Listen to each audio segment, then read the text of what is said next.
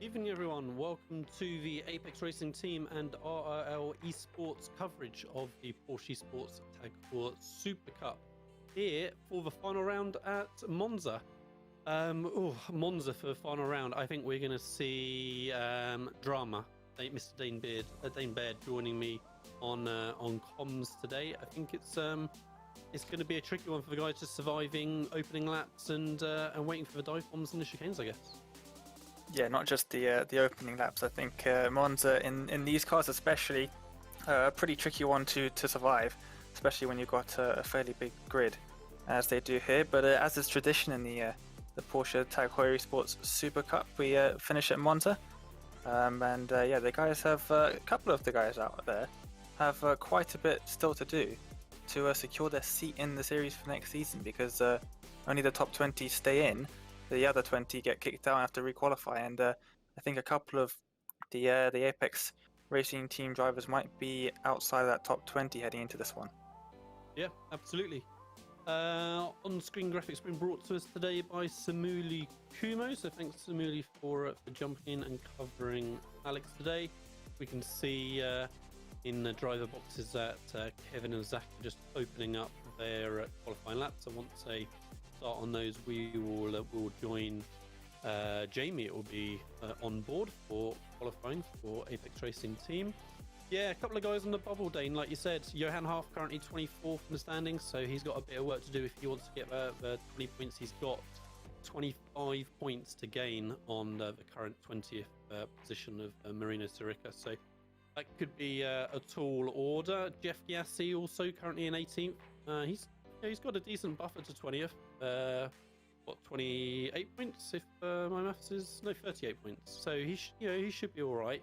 But again, he's going to need to score some points just to try and secure it. So Jeff and Johan are going to be the guys to keep an eye on in terms of that bubble, and then probably our main focus for today is going to be watching Mr. Kevin Ellis Jr. battling for that 4th position in the championship. What a stunning season from Kevin so far. Sprint race and a feature race to go, and we'll see if he can hold on to that top 5 spot. Dane Warren in 5th and Charlie Collins in 6th are just 3 and 7 points behind respectively. Sebastian Job, though, Dane, I think is going to be a little bit out of reach. He's we're looking at 56 points up the road, but a little birdie tells me that Sebastian is going to be let me remind myself, actually, is going to be possibly looking at Sebastian's got a pit lane start, sorry, that's what I'm trying to say.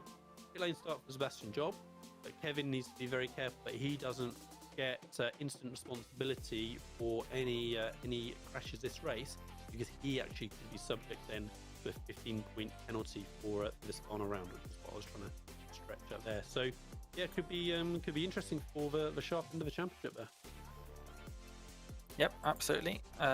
Kevin, of course, getting the first feature win of the season at Interlagos, but after that didn't really go too well in the next couple of rounds. I think in Barcelona in round 2, pretty much every single one of the Apex and RLL Esports drivers getting involved in the same incident into turns 10 and 11 in one of those races. So really the first half of the season, other than the first round, didn't go too well for him, but he's picked it up, and he's got a fair few podiums, and he's done really well in this series. And as you can see, he's in 4th place in the standings. He was in a very similar position this time last season to the final round, where he ended up actually finishing tied on points with Max Benecke, who ended up beating him because of the drawback or the countback, which was race wins. And I think it was Benecke had a single race win and Kev didn't have any, but this time Max Benecke is in 9th, so he's not going to have to worry about him, but he does definitely have to worry about Warren and Collins behind. Yeah, absolutely. Like I say, Warren and Collins really are the 2 headaches for him. They both had kind of mixed races last time out at Le Mans, so yeah, we'll see how those guys go. We saw a couple of tricky incidents for the ART and RL guys last week, with Zach Campbell unfortunately getting into the back of one of the cars on the final lap. and also Jamie Fluke just kind of shoulder checking a little bit. I think it was Dane Warren on the final lap as well. None of them have got kind of penalties or anything for this race as a result of those, just the way the system works. They have like a couple of sort of freebies, if you like, through the season, and they hadn't kind of reached their limit on instance of those. So yeah, no problem for them. Hopefully all good starting off. So yeah, we just it's a bit tricky in qualifying for the broadcast because we're all having to join the spotters because no spectators are allowed in the Porsche Sports race now, which means actually we can only go on board with one possible car, and we're just waiting for Jamie to get on his qualifying lap, and then we can jump on board with him and see how he's going. I can tell you though that I'm watching Kevin Ellis Jr. and he is on his flying lap now on at the start of a lap at Monza, just completed sector 1. We can't. Me and Dane. Oh, in fact, you can see Dane. Whereas looking at the timing screen on Jamie, can you see Jamie's progress around the lap in the sectors? He is just heading down now into Ascari, I believe. Okay. And yeah, we are on board with them. I mean, they really ramp over these sausage curbs here. I would never go anywhere near those if I was driving it, but they go all over the other side of them, almost in these cars. It's very interesting to see because there's definitely a lot of places like that separates these drivers from 2K plebs like me, where I would probably lose about half a second just through Ascari compared to these guys. You're absolutely right. It's crazy how much they can just scramble over the curbs. I mean, these cars as well, so sensitive to pogoing, to loss of rear traction. You would think they'd have to really tiptoe around those sort of chicanes, but somehow the guys are able just to, like I say, launch them. And we really saw that at Imola as well. So going through, I forget the name of the chicane, Variante Alta, something like that, perhaps. That really tight chicane at the end of the lap at Imola. And they just they launched themselves over those curbs lap after lap, and yeah, it's pretty insane how they managed it. Yeah, I was practicing for a league race there, and Kevin was telling me that I had to hit the curbs harder, and every time I hit the curb harder, I'd spin. And I kept telling him, "There's no ways that I can hit the curb harder," and he just went out and did a lap and showed me. Oh, well, I don't know how he does it. It's really insane how talented these guys are, and it's really insane to see how close everyone is in this field. Looking all the way down to 15th place is 4/10 off pole. 4/10 off pole in my splits is about third. Yeah, I mean it's crazy, and I mean as has been the theme for the rest of the season so far, VRS are leading the charge. Looks like qualifying is coming to an end. I don't think we're going to see any more changes, but we'll kind of hold our breath. But at the minute, yeah, VRS 1, 2, 3. Charlie Collins and Dane Warren, P1 and 2. That's bad news for Kevin Ellis Jr. with his battle for holding on to that 4th position. So we'll see how that pans out. But of course, we are going to get a reverse grid after this first sprint race, Dane.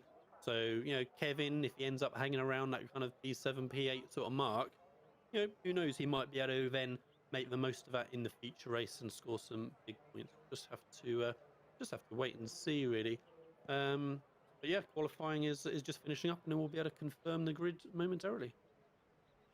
He did a similar thing, Kevin, in Interlagos, the feature race that he won. He finished 7th, I believe, in the sprint race, and he started 2nd on the grid for the feature, which he then ended up winning, of course.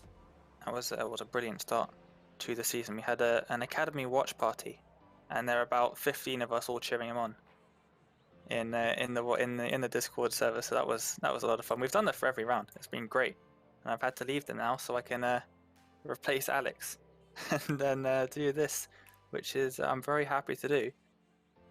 But yeah, Hearth is just Pit Fluke. They're separated by 1,000th of a second.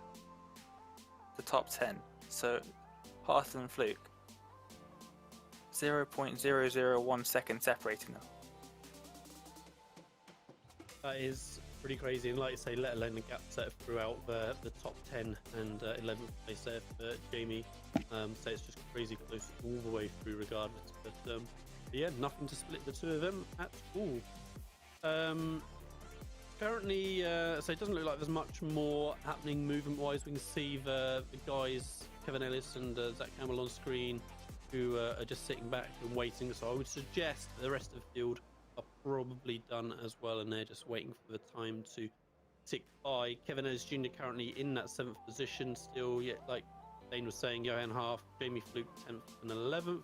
And in fact, the session has now moved out of qualifying, so that is the positions secured. So yeah, let's just run through the starting grid in its totality. Charlie Collins, yeah, first. Dane Warren second. Mitchell de Jong third. Matt Backham in fourth, although not kind of listed as a VRS Commander car. He is part of that group, that team. And then Josh Rogers 5th position, and that's when we then get to the first non-VRS Commander car, which is Alejandro Sanchez in 6th. Then our Kevin Ellis Jr., as we said a second ago, in 7th. David Williams 8th. Thomas Tatella in 9th. Then ART drivers Johan Half and Jamie Fluke 10th and 11th. We'll skip through the next couple of VRS cars. We've got another MSI car, Williams eSports, another VRS car in Monte Cronque, and then ART for Jeff Giatti in 17th place, and Zach Campbell then the last of our 5 drivers, this time for RLL Esports in 18th. Unusual actually to see Kevin and Zach so far apart. We've tended to see them really paired up a lot throughout the season so far. So we'll see how Zach is able to make a little bit of progress through the field as they get going. Yep, it is a bit odd to see them apart. Zach got pole position at Montreal, which I don't think he was expecting. Unfortunately, that race didn't go very well, and after the start there was a bit of contact with, I think it was Dane Warren. And that sent him right to the back of the field, which was very unfortunate. Kevin ended up finishing 2nd in that one. But yeah, those two are normally pretty close together. But he is still in the more or less in the top half of the field. He's not too far back, so definitely could expect to see him make up some places, especially here at Monza, where overtaking is going to be pretty common. Alright, lights are coming on then. So here we go for the final round of Porsche Supercup. And boys got off the line nice and early. Kevin Ellis Jr. to start us off. And then there's already been this up in 6th position. Yeah, and half from Jamie from the start. There's something going behind as well. We're seeing Alejandro Sanchez going back a little bit. And 6th, 7th, 8th minute from the guys, can they all get through the first chicane? Looking a little bit tighter in around. They've just about managed to squeeze themselves out. Fairly clean, really.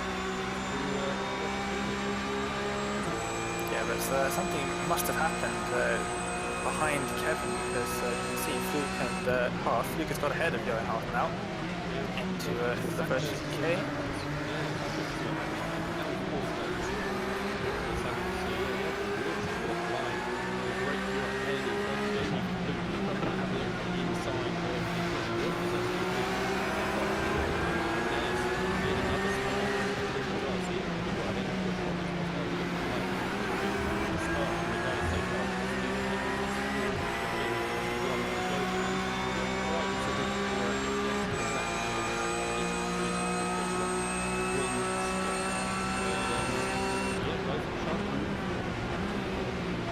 Definitely, and it's great for Kevin to get past Rogers, of course.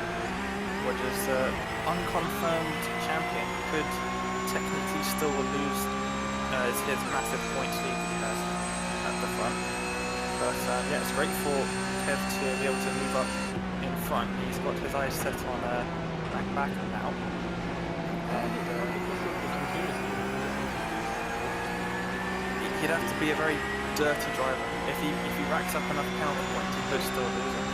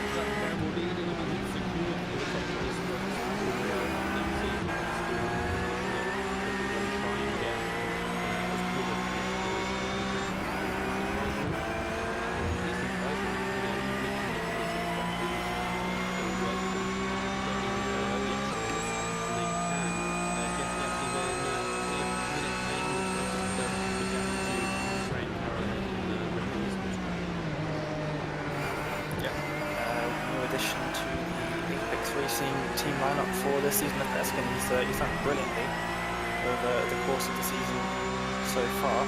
But what to say about Zach? He's a rookie in the series. There's quite a few rookies in the series for this season that have done incredibly well.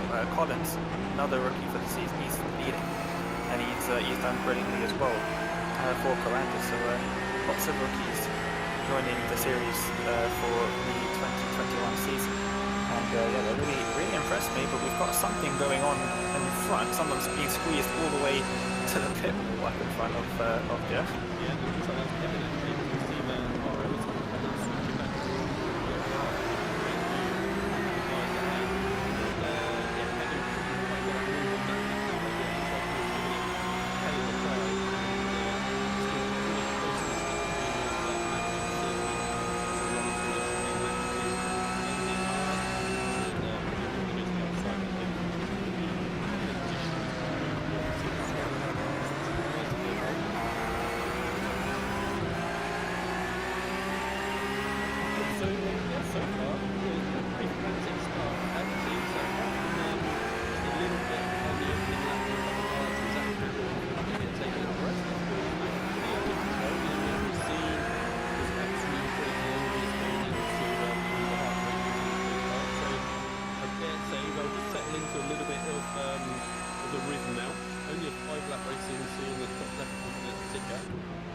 and then probably a bit like Le Mans last week or last time out game. I dare say it's all going to kick off a little bit in the last lap, so we'll say frantically try and get the position. Yeah, last 2 laps or last lap. It's normally what happens in these races. Le Mans was an extreme example, and I think we might see something similar here at Monza. But of course, the Monday almost went. I think they went 5 wide at one point down one of the straights in the final lap. It was really crazy to watch. But I think we might see something a bit similar happening in the next in a couple of laps time. They won't try and do anything extremely risky because they know that they can make a move, but they don't want to make a move and then get overtaken back again on the next lap because it kind of defeats the whole point. So they'll just sit back for now, but in the final lap or final 2 laps they'll start making those moves. But if you can't help it, then there's no harm in having a try. And Fluke looked like he just got up the inside of Rogers, but now they're side by side, just like 2 rows back. Yeah, and Kevin just losing out. Look, he didn't get the run off the corner, so George has managed. Josh Rogers, there we go. We'll go for that shorthand. Josh Rogers just able to cruise on by him just on pure drive off the corner, and so yeah, Kevin down to 6 after just a minute ago, challenging for that 4th spot with Matt Acken. But Kevin knows now with Jamie behind him, you know, he can focus on trying to attack the VRS guys ahead. I mean, top 5 positions now all held by VRX, and yeah, let's say he knows with Jamie behind us, maybe as a little bit of the rear gunner, he can focus on trying to move forward again if he wants to. I mean, this is the interesting thing about the reverse grid, right? Like, does Kevin really want to finish 4th instead of 6th in the sprint race, and therefore start 2 positions further back after reverse grid for the feature? Like, it's an interesting one. You do get, of course, more points for the feature race. Let me remind myself, 25 points for a win in the sprint, 50 points for the win in the feature. So yes, I mean, it's double points. So really, you want to get points in the sprint, but you want to maximise your starting position for the feature race. So it's an interesting conundrum. And in this field, you can't be too passive in the sprint because actually you'll just suddenly get shuffled back in the space of a lap or 2. Yeah, definitely. Fluke and Hearth might be quite interesting in that reverse grid. It's the top 8 get reversed, so if Johan can get past Tartala in 8th, then he'll be starting on pole, and if Fluke happens to drop back position, then he'll be starting on pole for the feature race. So they might be interested in that as well, as Kevin getting very close to Backlund. I think Rogers has just got past Backlund now to 4th. Johan Hart side by side through the chicane, so he's battling hard with Tartella. With Sanchez, I think it is, right? So looks like he did get the run off the corner. We can see Sanchez just in the mirror behind, so Hart is holding the inside line.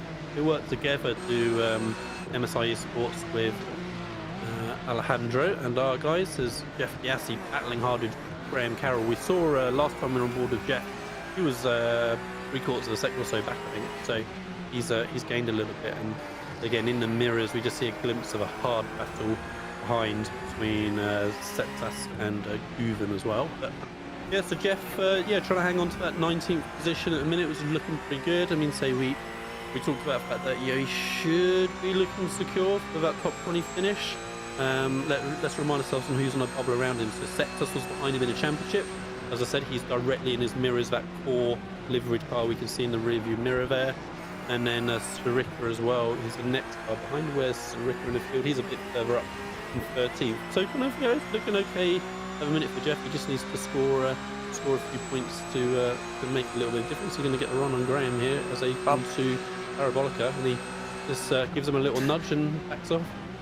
Bit of bump draft. And a little bit deep was Graham on that one, so I dare say Jeff's going to get a better run off of the Parabolica. So let's see how interested he is in moving forward. Of course, if he gets to the front, there's such a gap in front between Carroll and Kroenke, then he's going to not have any draft to work with. But yep, on the outside goes Gassi, and he might well clear him before the braking zone. So let's see if Carroll sends it back inside. We'll wait to see if the car randomly appears on the right. Can Jeff turn in? Not really, so I think Graham was there and gets through cleanly. Graham must still be there because Jeff didn't go all the way to the right edge, and there we go, that Red Bull car. Me and Alex talked about this yesterday, Dane. It's a bit nail-biting when you're watching in cockpit view only, right? Because you're just having to guess where the next car is. But yeah, we could see Jeff wasn't able to take that outside line, and yeah, Graham managed to sweep that past. Now he's under pressure from behind, so I can see again in the mirrors Guven looking to send it on the right. Guven might be on the right there. No, Jeff can turn in. So a moment again to breathe now. Cars behind in the mirrors are dropped back. Graham's just pulled a couple of attempts, so yeah, just a moment for Gassi to regain himself. We haven't got mirrors on Samuli in the broadcast. Well, I've got lots of extra information, I'm afraid, viewers, than you do. But yeah, rear view mirrors, it's going to work wonders when we're in cockpit view for the broadcast. But yeah, like I say, Jeff just having a moment to breathe again. Back at the front, Kevin, Jamie, 6th and 7th still. Looks like they just settled down slightly, a few tenths between them. But yeah, Johan Half here then in that 9th position. So yeah, 3 cars in the top 10 for the sprint to lap and a bit to go. And riding on board with Johan Haas now, and he's at the back of this train. I say at the back. He's got Sanchez and then a bit of a gap behind him, behind Sanchez to boot loop in 11th. But Haas near the back of this train, and there's a bit of a gap now between Fluke and Kevin, actually. Oh, and Jamie's under pressure here. Car on the right-hand side. Oh, give them a little bump. Jamie gets a push on the right. Great view now from Johan Half. And it was Tartella, it was, he's driven straight round. So, yeah, we didn't quite see whether Tartella did kind of end up a little bit wide on the apex, or whether it was just a fair kind of side-by-side through the chicane there. But, yeah, Jamie definitely got a little nudge we saw on board, and yeah, not able then to get the drive off the corner. So yeah, Tartella up to the 7th, Jamie down to 8th with Johan Half on board now, acting as rear gunner. I'm just thinking there might be some team play here, because if I'm not mistaken, and I might be here, I'm just actually going to double check. It looks like Jamie Fluke is pretty safe from that 20th position drop off. Yep. He might end up giving the position to Haas so that he can start on pole for the feature. Good spot, Dane. I agree. Like, for sure, the guys would have talked about this, right? Yeah, I would guess the basis of their like team strategy during the week must be, let's get Kevin as good a result as possible to try and hang on to that 4th. And I mean, who knows if Seb has a bad night, maybe even scrape a 3rd. Where is Seb, by the way, after his pit lane start? Seb is stone last of the runners, so Sebastian Job is not going to score big points. Here comes Johan Half on Jamie Fluke, just like you were talking about, Dane. Oh, it's last lap now as well, and so yeah, coming across the line as Jamie given that spot for Half, he has. That worked out very nicely. Alejandro Sanchez behind was only a tenth back, but nicely orchestrated between the two guys. Sorry then, as I was yapping away thinking about the team strategy, yeah, completely missed the fact that we were on the last 100 metres of the race. But yeah, as you called it, Dane, reverse pole now for Johan Half, who needs those maximum points to try and give himself the best chance he can of clawing himself out of that 24th spot in the championship. So there we go. So we didn't see a huge amount of drama in that last lap in the end, right? Like, we were focused on Johan and Jamie just in those closing moments, but I didn't see a huge amount else kind of kick off all the guys ahead. But yeah, nicely done between Jamie and Johan, I think. You just mentioned that Job was dead last, and that's because every other driver on the circuit, other than the leader, had some draft. They had the benefit of the draft, whereas yes, Seb Job, who was 15, I believe he was 15 seconds back when he actually got onto the circuit up to full speed. He's done pretty well to catch that back up, actually. But yeah, everyone else getting big advantage with the draft, and he just couldn't catch up to the field. If he did catch up to the field, it might have been quite a different story, because he would have been able to get some moves done. But just catching up to the back of the pack was proving a little bit too difficult for him. Indeed, it was. So yeah, nice clean race from the guys that we saw. Unfortunate for Zach getting that damage early on. Start of lap 2, I think it was, right? But the rest of the guys, good clean result. Johan Half, say, looking like he should be in a really strong position now to try and score some decent points to help his fight for that qualifying spot for next season's test, whenever that may be, of course. I mean, who knows what iRacing are going to do with the format for next season, but yeah, that is where you need to be. Right, so the guys are just in a 5-minute warm-up now for the feature race, so we shall just head to a short little advert break, and then we'll be back to run through the feature and yeah, see the very final race of the 2021 season of Porsche Esports Supercup. So we shall see you again in just a couple of minutes.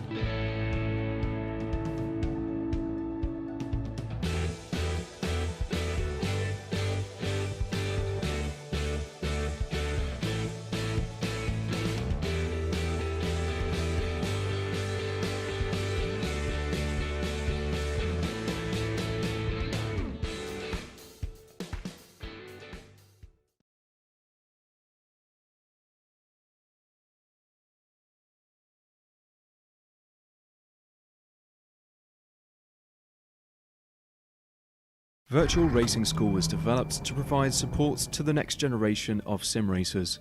No matter if you're a rookie or veteran or what car or track you'll be racing, our goal is to provide training every step of the way.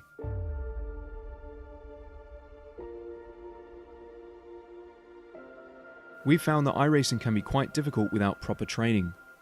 There needed to be a way to prepare for on-track racing. With VRS, you can literally learn from the best sim racers in the world, including 4-time NASCAR iRacing World Champion Real Falla. And Real Falla is a 4-time champion of the NASCAR Peak Antifreeze iRacing Series. 3-time iRacing Grand Prix World Champion Martin Kroenke. Martin Kroenke becomes a three-time world champion. Rallycross world champion Mitchell de Jong Mitchell de Jong is now champion for the iRacing Rallycross World Championship Series. and many other top sim racers.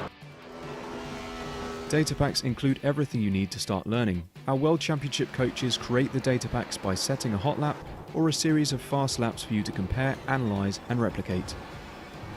Data packs also include a tutorial where the coach points out techniques they use to hit the fast lap. This gives you access to the latest driving techniques and setups before you even hit the track. Sign up for a free account and download the VRS telemetry logger. With this application running seamlessly in the background, your laps automatically start syncing to the VRS website. From there, you can analyze and compare 2 laps of your choice, whether it's your data, the coaches, or your teammates. VRS will automatically target improvement opportunities so you can get up to speed even faster. VRS also makes it easy for you to request and schedule one-on-one or group coaching sessions. These sessions can range from 30 to 90 minutes, and you can select the car, track, and setup combination of your choice. Visit virtualracingschool.com today to sign up and get started.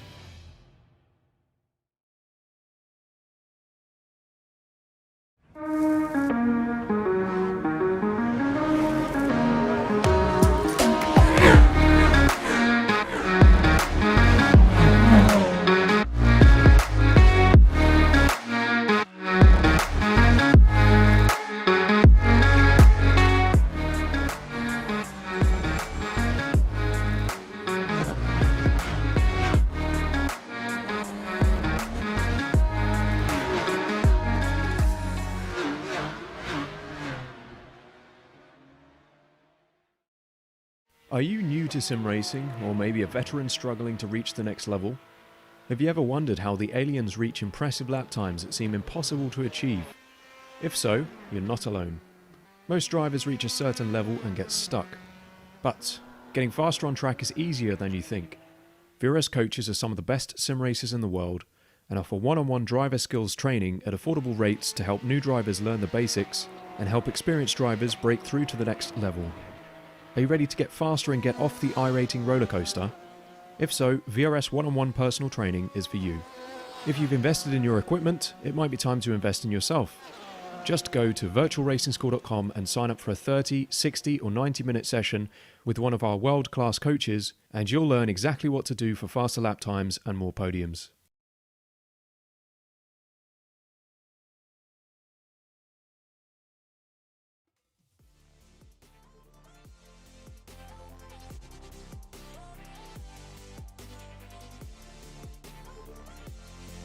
And welcome back to the Apex Racing team and RLL Esport coverage of the Porsche Tag Heuer Esport Supercup. We just saw the sprint race, solid result from 4 of our 5 guys, really, I would say. Let's have just a quick skim through confirming the results from that sprint race. So Dane Warren, Charlie Collins, Mitchell de Jong were our top 3. Josh Rogers and Mac Backham then rounding out an all VRS Coanda based, even if that's not necessarily all their team names, top 5. Kevin Ellis Jr. then did hold on to that 6th place, so that's going to be a good solid starting position for him on the reverse grid. Thomas Tatala then just behind. Johan Half, as Dane had so expertly predicted in advance, certainly something I hadn't really thought about properly, taking that 8th position to get reverse pole for the sprint race. Jamie Fluke in 9th, and then we drop back to Jeff Giassi, who finished 19th after all that, so he'd never quite managed to get back on Graham Carroll, just finishing a 10th down. And then, as we said, Zach Campbell, unfortunately, having that incident early on, he actually finished last of the classified finishers in 31st position.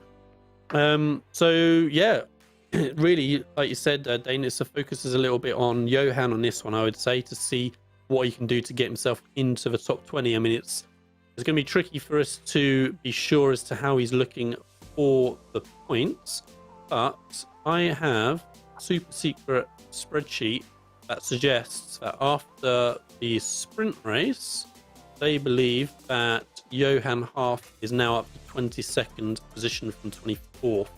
So he's still got good 20 points that he needs to make up over 20th position as Johan to try and scrape into that top 20 spot. So it's going to be a tall order, but from pole in the future, it's as good a chance as he's ever going to get. Yep, absolutely. With teammate right behind him at the start, on the left side, on the left row. So yeah, those two of Hearth and Kevin Ellis are going to be working together, trying to get past Tartar, I guess. Kevin will be at the start of the race, and then trying to fend off the Coanda squad that are lining up right behind them at the start of this one. And so gridding has started, so the guys will gradually teleport onto the grid, and then we'll have a beginning of our feature race. 14 laps on this one. Here we can see Johan's view from that pole position with the start lights directly in front. So yeah, it will be Tartella alongside him in second, Kevin Ellis third, back and forth, and then down through the VRS Commander guys, Jamie Fluke 9th, Jeff Gassi 19th, and Zach Campbell back of the grid. So, you know, Johan on the outside for chicane here. I mean, it's maybe not the ideal place for him to be. Let's see where how he can get off the line as the lights count down. And we got that view in the rear mirrors now as well, so we can keep an eye on how the guys are moving behind. Decent launch for Johan. He's losing just a couple of hundredths to Tatella. So that's about it. Let's all hold our breath and see where we end up. Kevin Ellis actually up to second. And on board with Kevin as he goes around. The outside of Tatella, big hit from the inside. But Kevin, I don't think actually that was Tartella. I think there was 3 wide going in chicane. So Kevin Ellis Jr., that is absolutely not what he needed to try and secure that 4th position in the championship.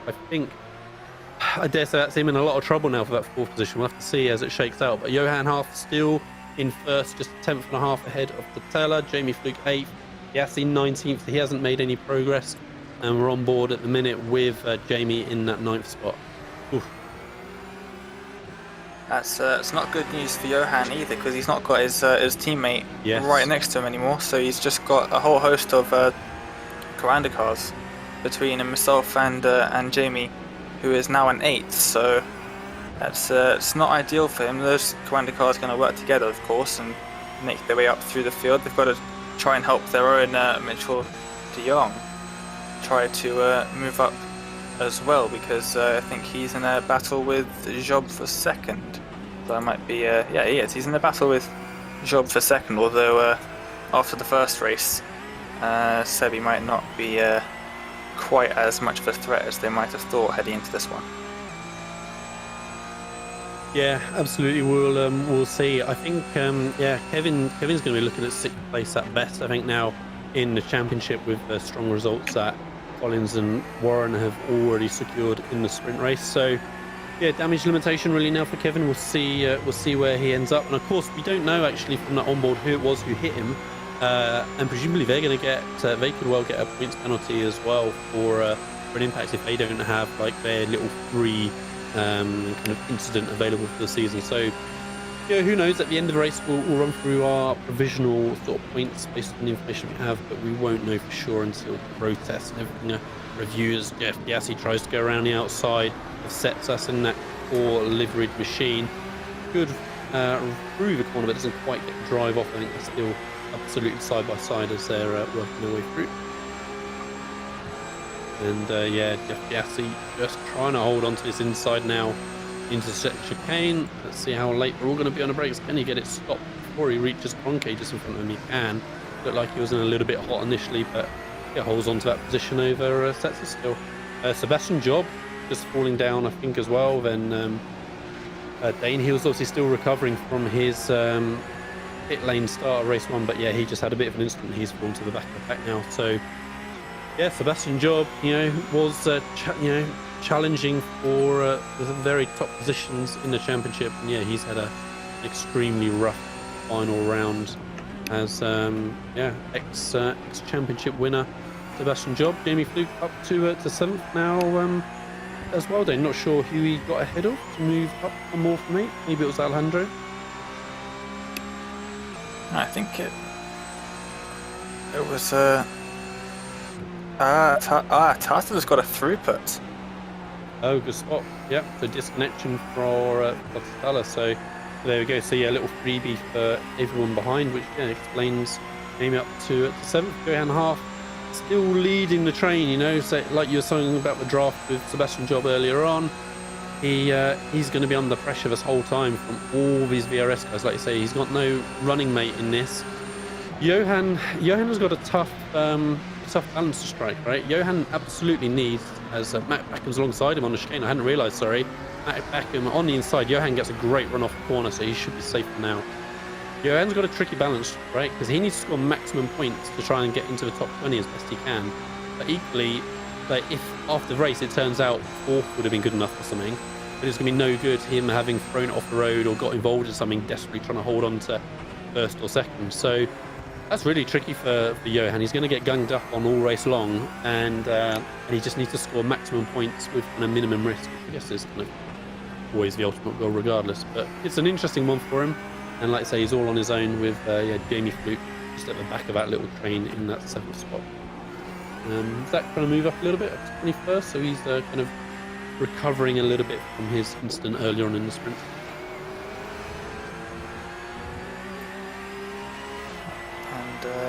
Yeah, Kevin is only a couple of positions behind Zach now, down in 21st and 23rd. But I'm interested to see what Johan does there. Like you were saying, it is a bit of a tricky situation he's got there, as there are some yellow flags in front of Jamie. So someone's gone off at some point, or someone was slow. Maybe a slowdown penalty out of Ascari. But it doesn't look like anything that we can see from on board of Zach, as he's getting very close to Lockwood into the Parabolica, and this is a huge train of cars that he is in right now. You can see all the way up through the pit straight here. Yeah, I mean, looking on our timing screens, it's just orange all the way through, apart from like a little 1 second gap just behind Jamie Fluke. So yeah, just one continuous train. Here comes Zach Campbell looking to make that move on the inside of Lockwood. Just about gets the overlap on the braking. How hard is Lockwood going to push it? Holds that line on the outside. Zach trying to get the run off the corner. Decent drive for Zach. He should be in a position to really challenge into the section lane as well. He has the inside line, so he will gain a little bit of time there. And he also has the benefit of a little bit of draft from Cedric ahead. And it looks like he's not going to be challenged into the chicane, so he's moved up into the top 20, which is good. Yep, Lockwood back completely out of that, like you say. Whilst we were watching Matt Backham, I think presumably down the front straight on that one, did take over the lead. So Johan Half now has got a little bit of draft at least to work with. So we'll see how he's able to manage that for the rest of the race. You know, he's still got 11 laps to go, so it's a long way to go still around this GP length Monza circuit. So we'll see how he, like I say, just manages the situation. I mean, it's going to be tough for Jamie if Jamie can mix it up in amongst the 4th, 5th position of VRS, and that's certainly going to help Johan just break things up a little bit. But it's a big ask for Jamie because they're all just in this draft train. It's going to be tough really to get any overlap in this sort of situation. Sherpa's disconnected from the session, so I'm not sure what has happened to him. Something must have happened, or maybe he's just fed up. But he's out. So yeah, if Kevin can gain a couple of positions, he might be able to score enough points. It would be a bit difficult, I think, for him. Ooh, but Johan Half challenging for the lead again. Sorry, Dane, cut you off. So yeah, Mac and Johan side by side. There's the Lego car appearing on the right-hand side. And yeah, certainly Johan's still giving it his all to try and stay mixing right at the front. He's got Young alongside him now, unfortunately, and now he's completely boxed in as Backham covers the inside. And maybe did Backham have a little lift to allow the Young pass? Johan had nowhere to go. 2 spots lost in the space of a corner. Johan tries to come back, but Rogers, and yeah, gets that inside. We'll see if he can hang on to it through Lesmo too. Well, that was a tough spot for Johan, like I say, just a clever driving from Backham and De Jong just to box him in and then allow De Jong that run on the outside. And yeah, that's relegated Johan to 3rd, and he's under pressure still from Rogers. He's on the right-hand side right as we speak as they head up towards to the final chicane, and there goes Rogers.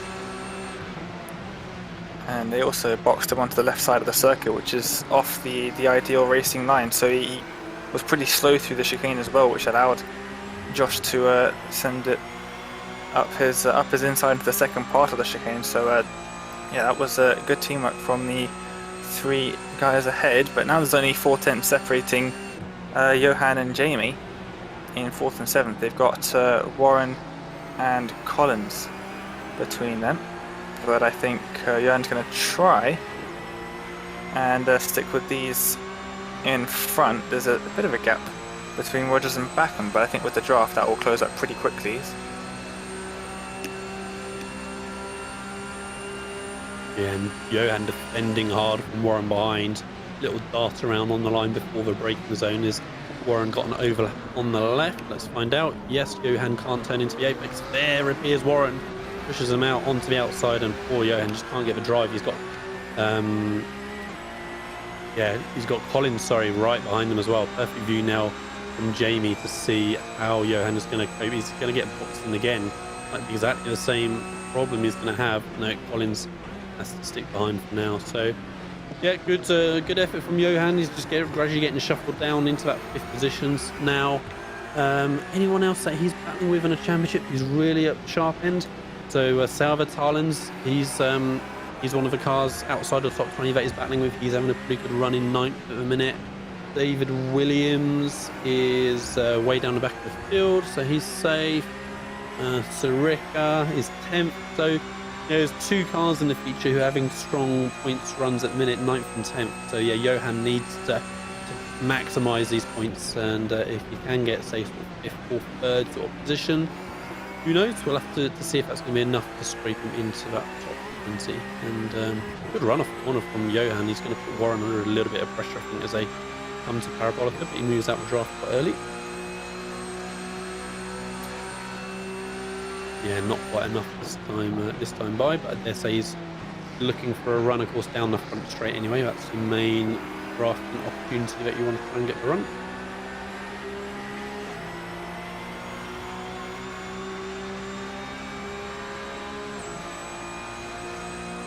Might just be seeing the drivers start to calm down slightly, I dare say, with 8 laps to go. There's still a very long way to go, and very loose actually. There was Warren. Johan might be able to do something about that, but no, he's I think he might have just hit the inside curve there a bit too hard, and he's lost quite a bit of speed. Oh, Jeff is involved in a bit of a scrap here. Yeah, he's in the thick of it. Absolutely, as you can see, Setsus and Osgard side by side. Jeff having a little think about making it through wide, but I think actually the rear stepped out him slightly on the outside line. Jeff going to send it up inside. He is up on Osgard. Is he going to get the overlap on Setsus as well? No. Can Osgard hold in? He can't. He got back.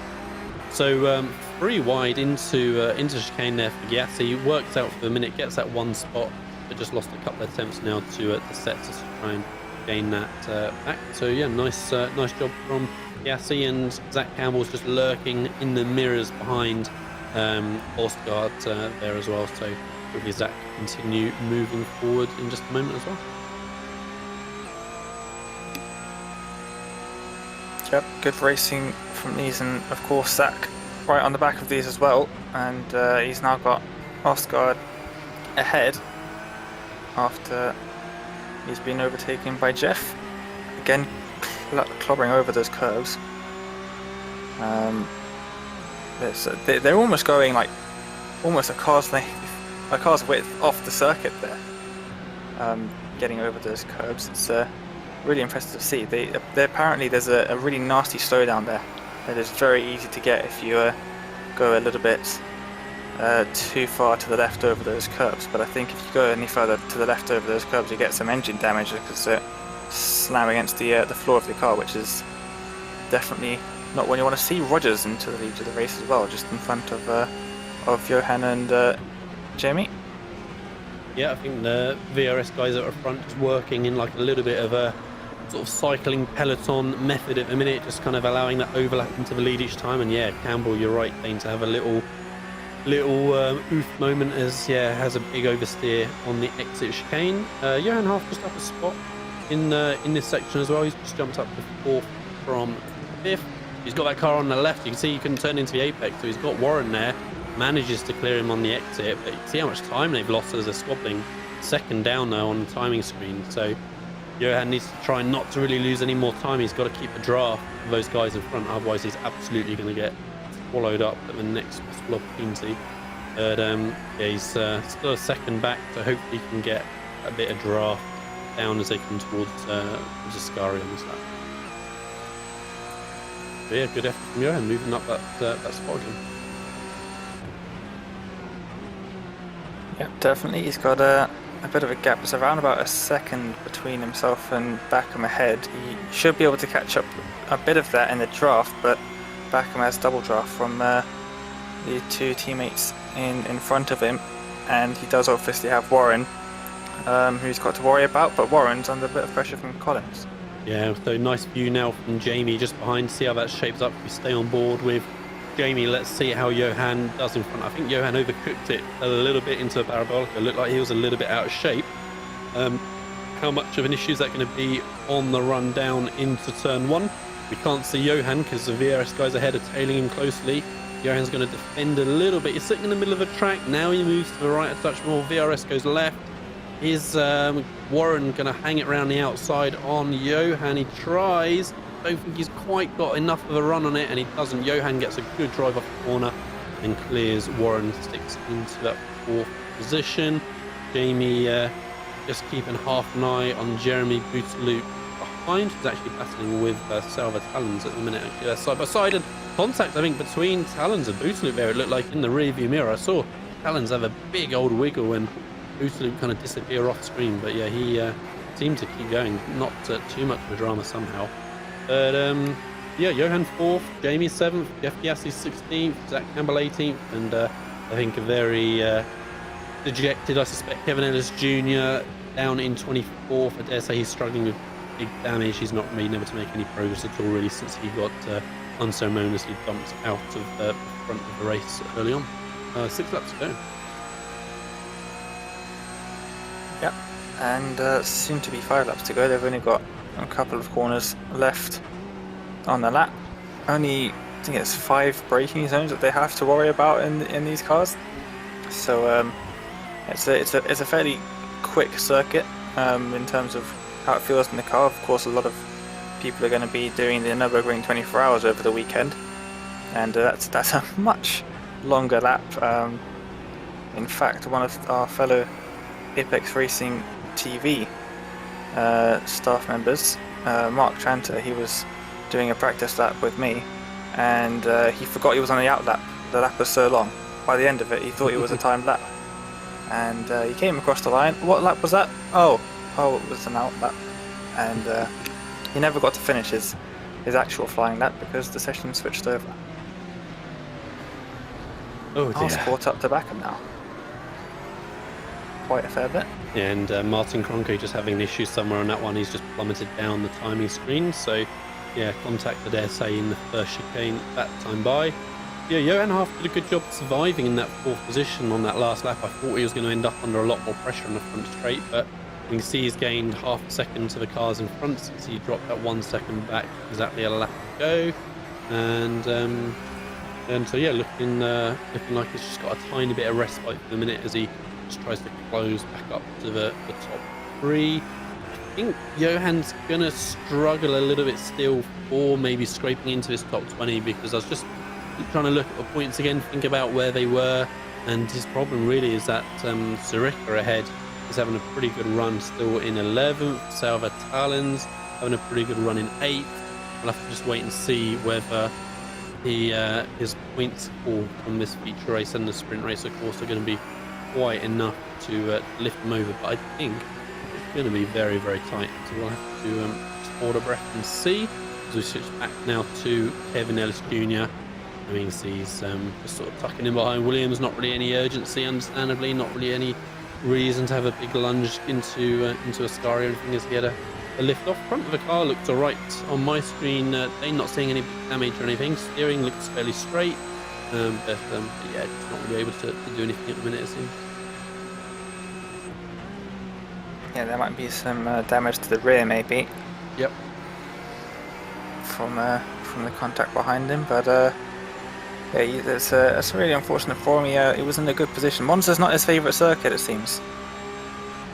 He didn't have the best of round here last season either, in the final round, which is why he ended up finishing in 5th instead of the 4th that he could have come away with. And it looks like it's a similar thing happening here. He might not be so lucky to finish 5th though. He might be a couple more. Yeah, I think so. Down than that. Yeah, it's going to be 6th at best, I think, unfortunately for Kevin this time by. Jamie Fluke just lost a spot to Salva Talons on the start of this lap somewhere, and Alejandro, falling down the order now as well. Alejandro Sanchez is having an issue, and he's falling all the way down to the back. Everyone else shuffles forward one more spot.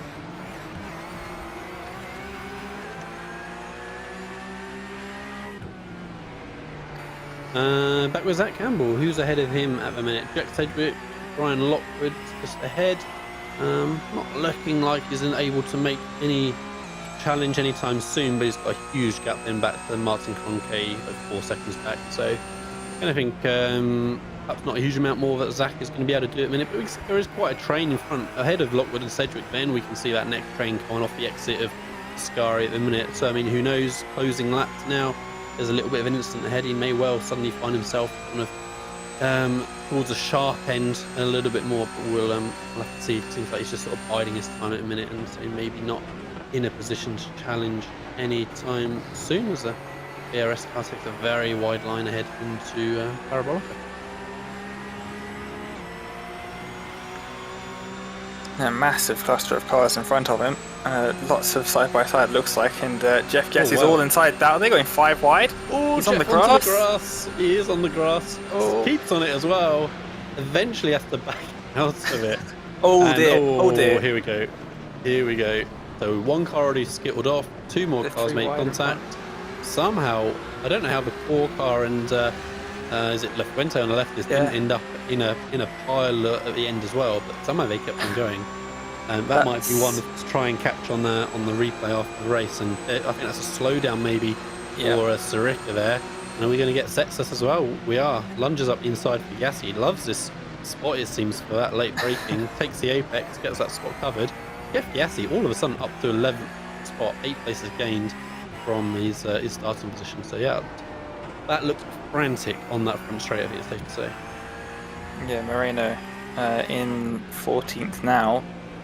He was the one that went straight on, locked up on the brakes, and he went straight on and took to the escape pro, so he got a fairly hefty slowdown. I think it might be 3 or 4 seconds out slowdown penalty. It's a very nasty one.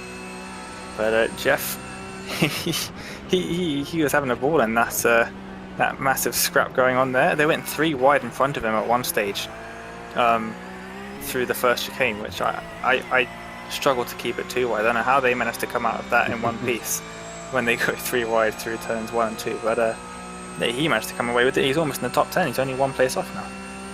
Yeah, like I say, great progress from Jeff on that one. Doesn't look like Zach quite managed to capitalise from all those incidents as well. He was just a little bit too far back down in 17th still, but the battle, as right as the fixture, the battle is come back towards him. She was saying it looks like that's going to get a bit frantic as they come down the front straight as well this time by. Let's see where Zach decides to put himself. He has got Sedgwick just behind as well, half an hour. I think Zach might just get boxed in a little bit here if anyone comes back over to the left, and they do. Let's see if they can all get through that first chicane side by side. Zach's still got a car on his right. We see him not taking that wide line to the exit curb, and so who's going to get the draft between him and Osgard is on the right. And there goes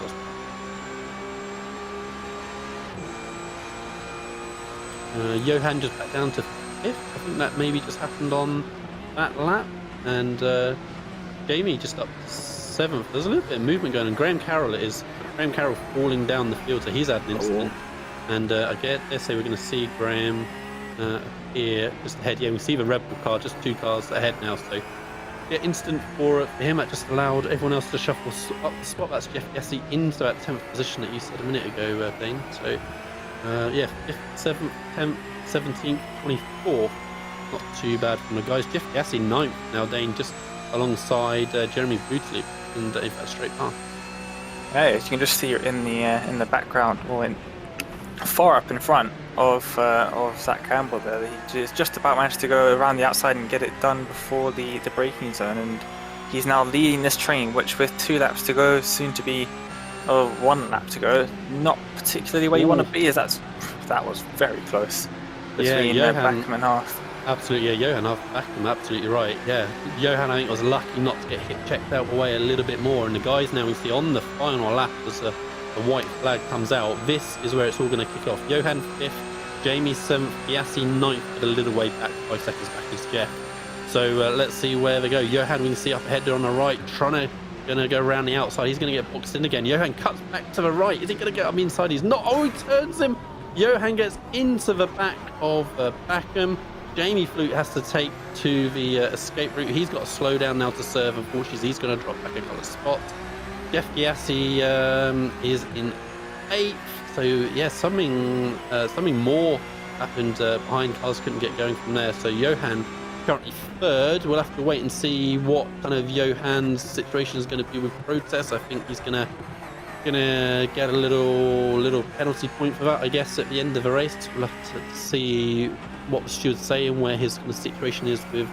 Again, they seem to have like 3 incidents during the whole season, so we'll have to see what Johan's situation is.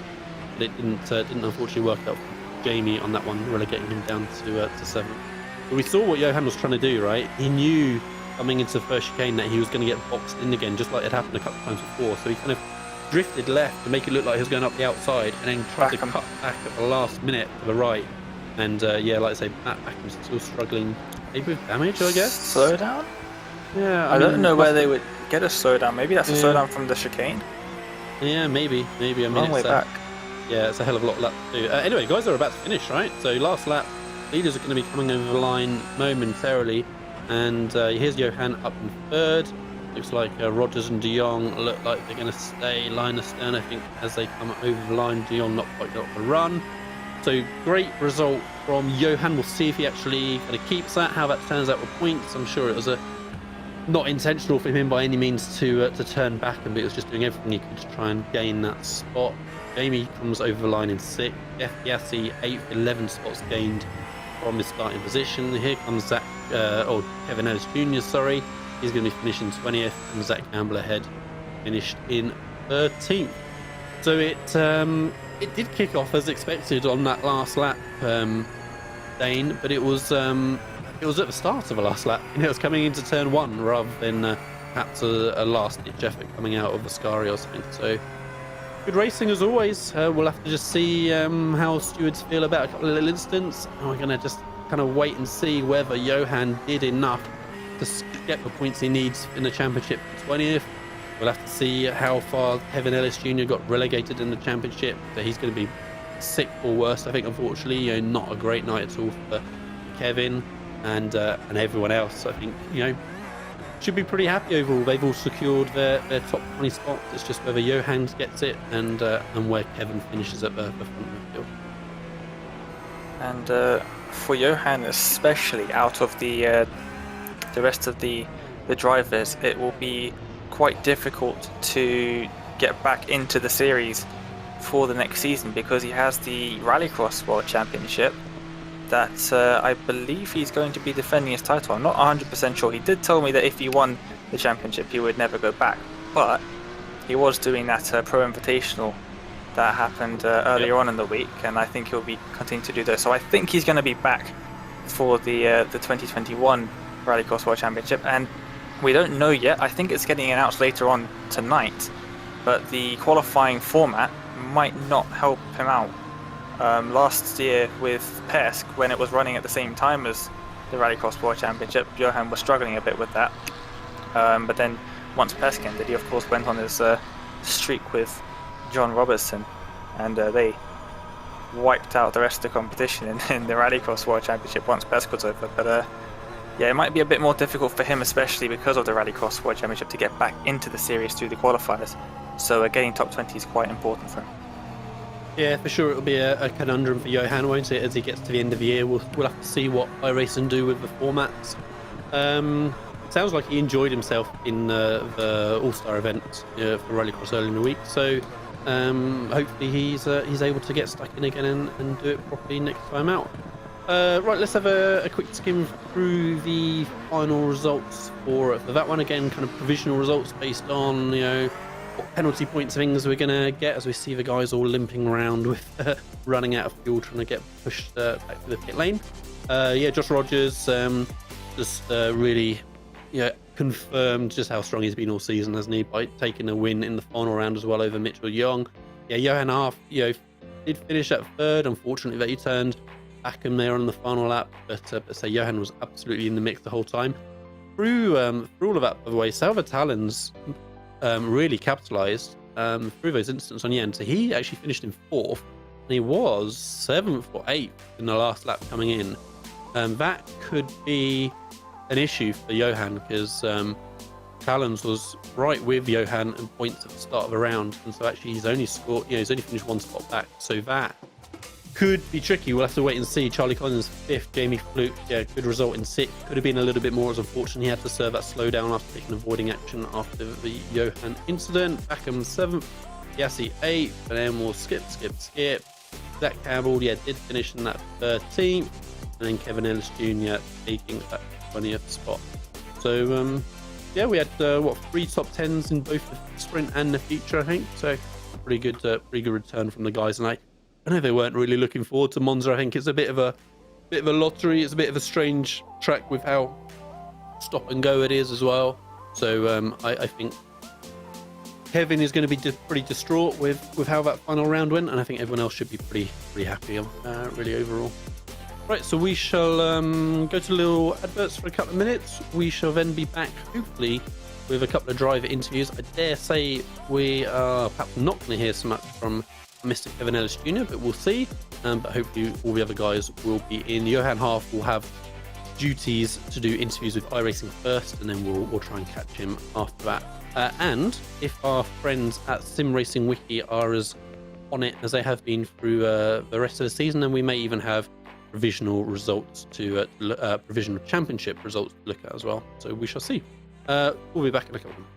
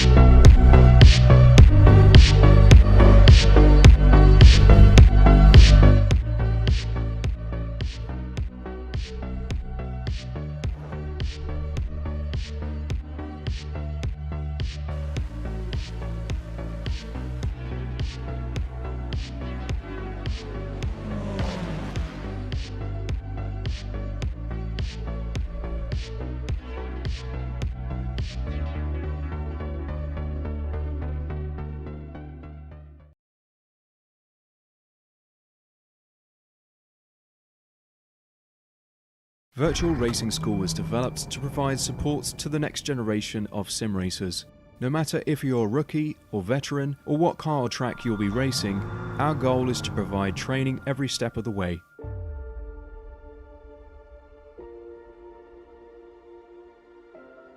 We found that iRacing can be quite difficult without proper training. There needed to be a way to prepare for on-track racing. With VRS, you can literally learn from the best sim racers in the world, including 4-time NASCAR iRacing World Champion RLL Onboard, And RLL is a 4-time champion of the NASCAR Peak Freeze iRacing Series. 3-time iRacing Grand Prix World Champion Martin Kroenke, Martin Kroenke becomes a 3-time world champion. Rallycross World Champion Mitchell de Jong, Mitchell de Jong is now champion for the iRacing Rallycross World Championship Series. and many other top sim racers. Data packs include everything you need to start learning. Our World Championship coaches create the data packs by setting a hot lap or a series of fast laps for you to compare, analyze, and replicate. Data packs also include a tutorial where the coach points out techniques they use to hit the fast lap. This gives you access to the latest driving techniques and setups before you even hit the track. Sign up for a free account and download the VRS telemetry logger. With this application running seamlessly in the background, your laps automatically start syncing to the VRS website. From there, you can analyze and compare 2 laps of your choice, whether it's your data, the coaches, or your teammates. VRS will automatically target improvement opportunities so you can get up to speed even faster. VRS also makes it easy for you to request and schedule one-on-one or group coaching sessions. These sessions can range from 30 to 90 minutes, and you can select the car, track, and setup combination of your choice. Visit virtualracingschool.com today to sign up and get started.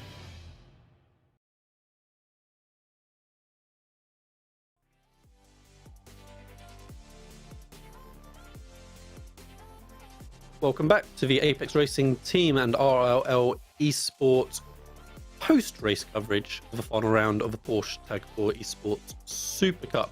We're just having a little look at the replay from that final, well, this isn't the final lap here, is it? The penultimate lap as they're coming over the start-finish line to start their final lap. And yeah, here's Johan Half coming past, Jamie Fluke just behind him on shot. We're just going to have a quick look out of curiosity to see what kind of view we get as they head into turn 1. I was saying that, yeah, Johan, I think, got halfway down, moved to the left-hand side of the track for him, right as we look at it now. And I feel like he just got worried he was going to get boxed in and kind of so switched back to the other side. So let's have a little look. He's tucked up in the draft of Backham, starts moving to the left. You know, he's got the other VRS cars ahead of him and he's going to get boxed in, and now he looks, switches back, comes back, just gives Mac a little tap any moment now. There we go, and Backham just gets turned. So we've oh, and actually I didn't realize that, so Backham then collected the next car in front as well, right? So that must have been Collins, maybe, I think. So yeah, unfortunate for both of them. You were saying, Dane, with your little contacts that you have dotted around in Discord, that from some other angles, guys think there might have been a bit of netcode for Johan, so hopefully he'll be safe from kind of protests and stuff on that one, but we'll just have to wait and see. But yeah, it was a tricky one. We saw him kind of cutting back to the right and not quite managing to get the move stick. Yeah, I think it was Dane Warren that was turned around there by Backham. It was a bit of an awkward one. Backham trying to go around the corner, and he was already a little bit stretched trying to keep on the inside of Warren, and then Johan making things just a little bit more interesting there. And unfortunately Warren wasn't expecting that, didn't leave quite enough space for all 3 of them, and that's what caused him to be turned around. Unfortunately, he lost a lot of positions from that one, did Dane, but Johan then ended up in 3rd at the end, so it worked out quite nicely for him.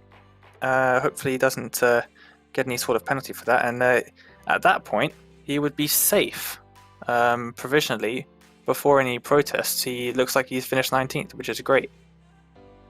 Yeah, excellent. Cracking job from Johan.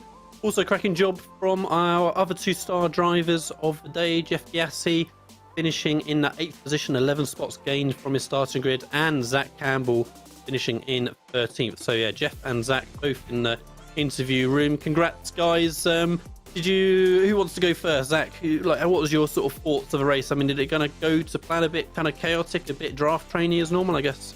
My plans went out the window as soon as I got hit in the first race. Because we were out lap 1, turn 1, so that wasn't great.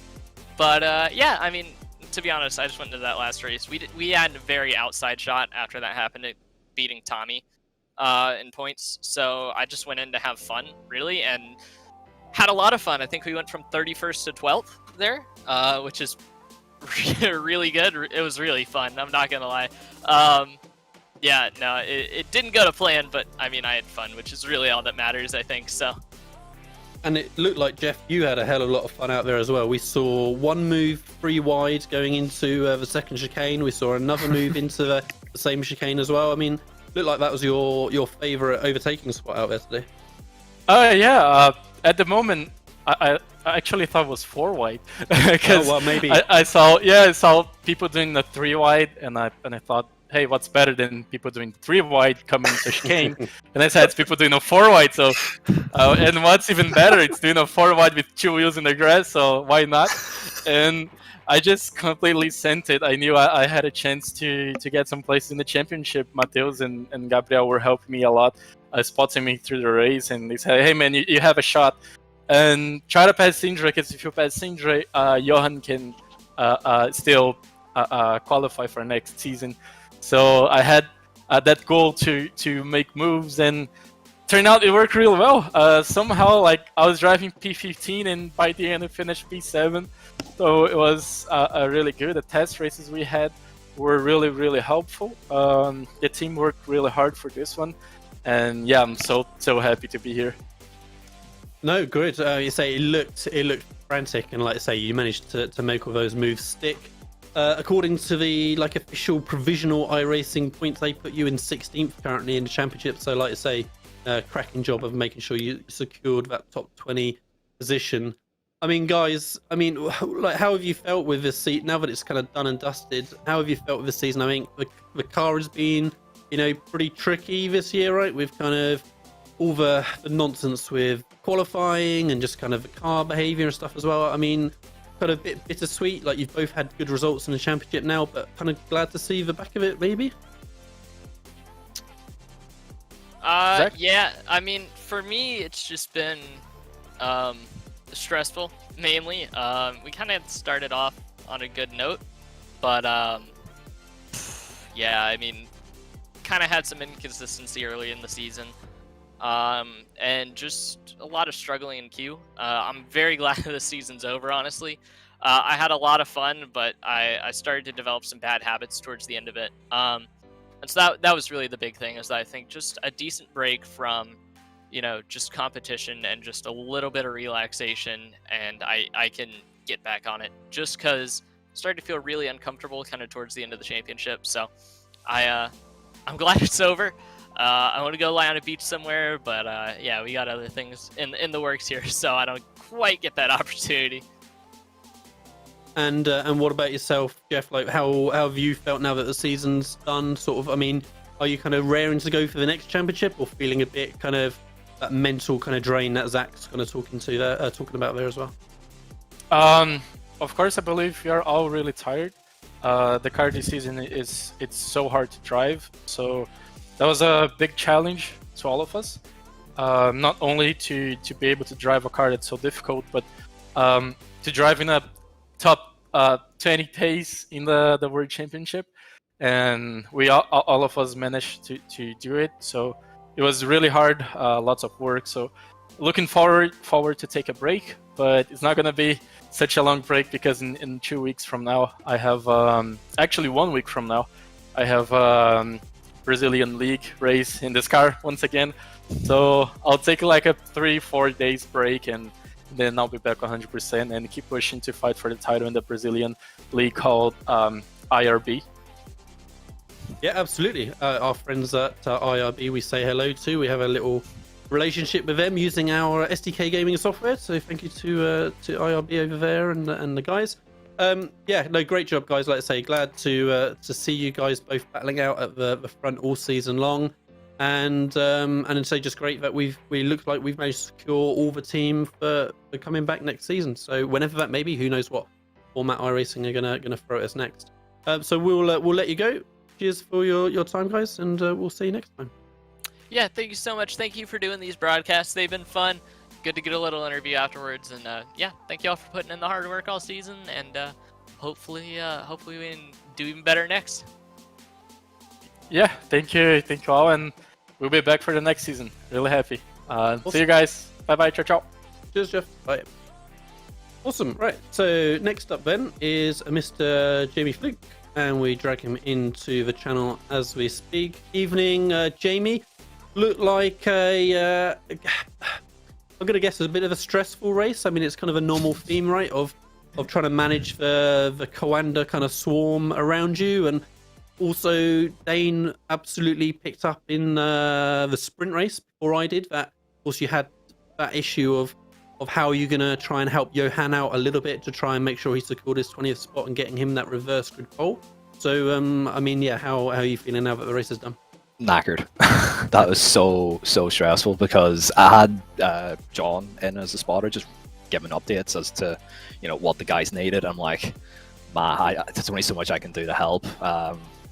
Johan made his intentions clear going up the inside of the final corner of the sprint, and I was like, well, I'm obviously not gonna try and shut the door or anything like that, and got me to the line. So he was up front there, sort of almost by himself, especially after Kev got taken out at the start. It was basically one soldier against an army sort of a thing, and I was at the back of the train, and those guys were placing the cars so well that I couldn't just breeze by and get my way up there and fend them off or anything like that. It was stressful because obviously I really wanted to see him get the license and hold on, but there's only so much I could do from I could see what was going up front, and I couldn't quite get up there to mount a charge or really help him out, or take points off of all the guys around like that. It was just, he almost had to sort of do it by himself, and I was there to catch him if he fell, sort of a thing. If he fell back to me, I would push him along again if it came to it. But I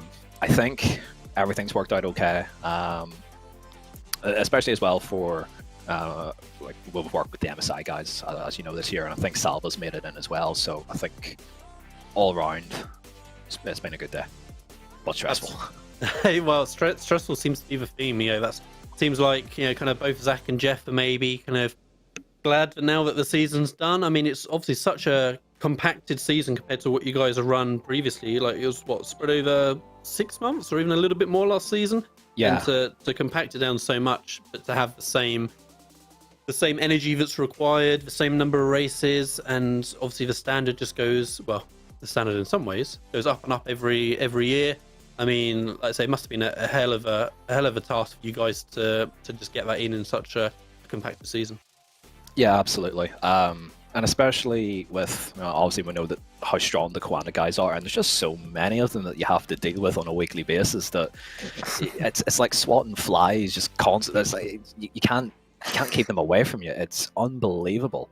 But that's the season done. I'm glad to see the back of it because it's been a huge struggle for me personally. I mean, I've probably, for 8 maybe out of the 10 rounds this season, have been the slowest out of the guys that are working together between the 7 of us. So to get 13th in points, I think it's 13th. Mac, I think, had his issue at the end, which meant I got ahead of him, and Tatala had his disconnect earlier in the race. I'm trying to keep up with everything that's happened. It's just it's mental.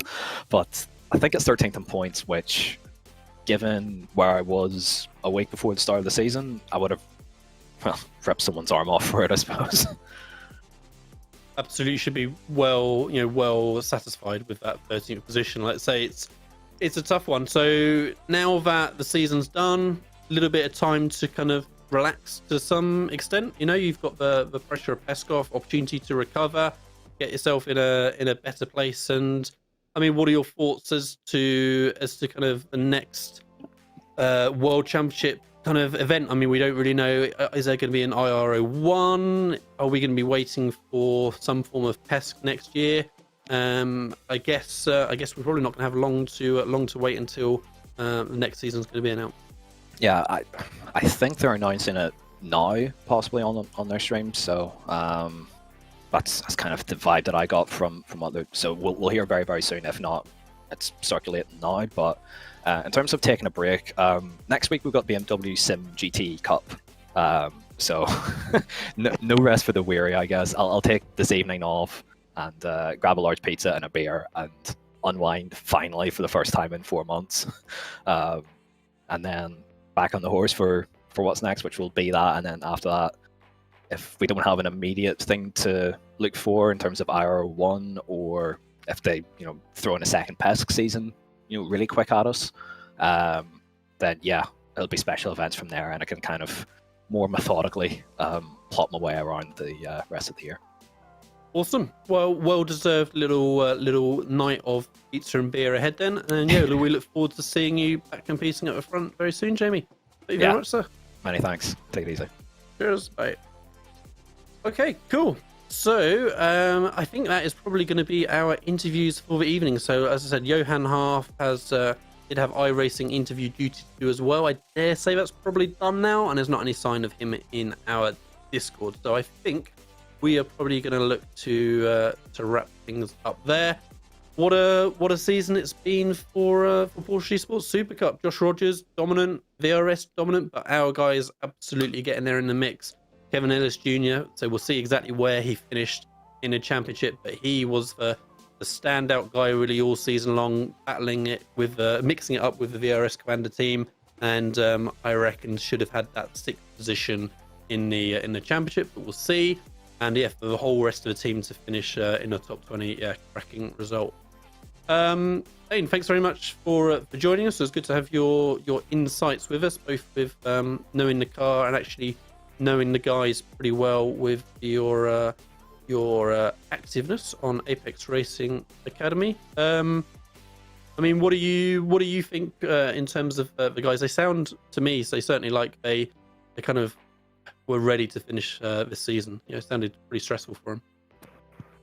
Yep, definitely. And of course, for someone like Zach, who had to come through the series, into the series through the qualifiers as a rookie, the qualifying series was very compact as well. I think it was 5 weeks straight, 5 rounds in that, and they had to do lots of official racing as well to get the points to get into the super session, to get the points towards the actual qualifying series. So it was a pretty stressful time for him as well. And then very, very quickly straight into this compacted full World Championship season. So for him especially, it would have felt like a very long season, and it didn't take too long to start the qualifiers after the last year's season finished. So there wasn't much of a gap between the seasons. So I know for some of the people I've been watching it with over the course of the season, it has felt like one long season since the start of last year's season.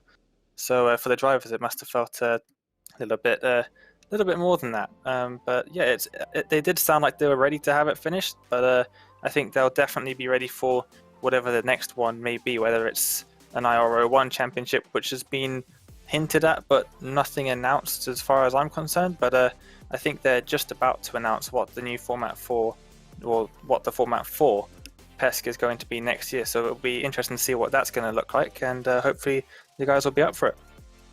Yeah, I think they definitely will. So thank you everybody for joining us for this season. Thank you to Samuli Kumo looking after the broadcast tonight, and Alex Simpson being my kind of partner in crime for the rest of the season. If you're not already, make sure you check out our social media channels for Apex Racing TV. So facebook.com/Apex Racing TV, Twitter/Apex Racing TV, all the nice consistent naming throughout. And then the Apex Racing team ones, if you want to follow those, you might have to do just a little bit more digging. ART eSports, it varies a little bit. But yeah, follow the ART channels as well, and you will see what the confirmed points results are going to be pretty soon. So we'll see you all for whatever the next World Championship level events that we provide a feature broadcast for. We shall see you then, and thank you for joining us.